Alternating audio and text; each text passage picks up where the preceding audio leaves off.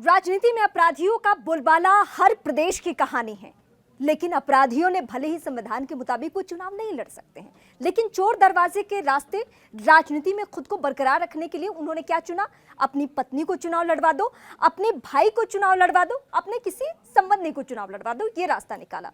मैं आज उत्तर प्रदेश पे फोकस करूंगी कि पार्टियों ने ये कहा कि नहीं, हम नहीं चुनते हैं, वो वोटर्स कहते हैं कि यही चेहरा वहां का है। वोटर्स ने कहा पार्टियां इन्हीं को टिकट देती है, इसीलिए हम इन्हीं को चुनते हैं। इस तरीके से अपराधियों का हमेशा से बोलबाला रहा है। हालांकि बीते कुछ सालों से दावा पार्टियों की तरफ से ये किया गया कि नहीं नहीं, अब राजनीतिक पार्टियों में इन अपराधियों का बोलबाला नहीं है। तो अब मैं नाम ले लेकर आपको बताऊंगी। धनंजय सिंह का नाम आपको बहुत अच्छे से मालूम होगा, आज उसकी रिहाई भी हुई है और पत्नी जो कि जौनपुर से चुनाव लड़ रही है, उसके लिए आज वो चुनाव प्रचार करने, रोड शो करने के लिए सड़कों पे निकला। अब पार्टियों की अलग दलीलें हैं कि नहीं नहीं, हमने उन्हें टिकट थोड़े दिया है, उनकी पत्नी को दिया है।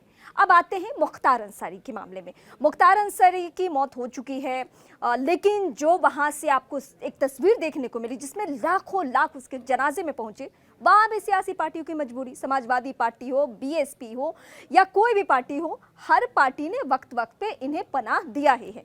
अब अफजाल अंसारी जो कि मुख्तार अंसारी का भाई है, वो गाजीपुर से चुनाव, इस तरीके से जो यूपी के बाहुबली हैं उनकी आज भी राजनीति में सक्रियता है। अतीक अहमद का यही एक वक्त में हाल था, वो भी चुनाव लड़ा था, या उसके और भी जो करीबी लोग हैं वो राजनीति में सक्रिय थे। पार्टियों ने कहा समाजवादी पार्टी हो, हालांकि ये आरोप सिर्फ समाजवादी पार्टी या बीएसपी पे नहीं लगता है, ये आरोप बीजेपी पर भी लगता है। कई सारे चेहरों को लेकर बीजेपी पर भी सवाल उठाए जाते हैं कि आप क्यों बाहुबलियों को टिकट देते हैं या आप क्यों बाहुबलियों को चुनाव लड़वाते हैं। अब बाहुबलियों ने कहा कि हम चुनाव नहीं लड़ते, हम ये तो हमारी पत्नी है, ये हमारे भाई है। तो इस तरीके से चाहे वो बिहार हो, उत्तर प्रदेश हो या कोई और प्रदेश हो, राजनीतिक पार्टियों की मजबूरी बन चुके हैं ये सभी चेहरे। और सबसे बड़ी वजह होती है, जिसका जिक्र मैं पहले भी आपके सामने कर रही थी, कि जब मुख्तार अंसारी के जनाजे के वक्त में जब लाखों की भीड़ लोगों ने देखी, तो उसके बाद ओवैसी हो या फिर अखिलेश यादव हो, इन सभी लोगों ने जा जाकर वहाँ पे परिवार वालों से मुलाकात की, बातचीत की। इसके मायने ये निकाले जा रहे हैं कि उन्हें मालूम है कि बाहुबल का असर लोगों पर क्या होता है। हालांकि लोग कहते हैं कि हम तो डर जाते हैं, हमारे पास क्या विकल्प है, हमारी सुरक्षा करने कौन आएगा।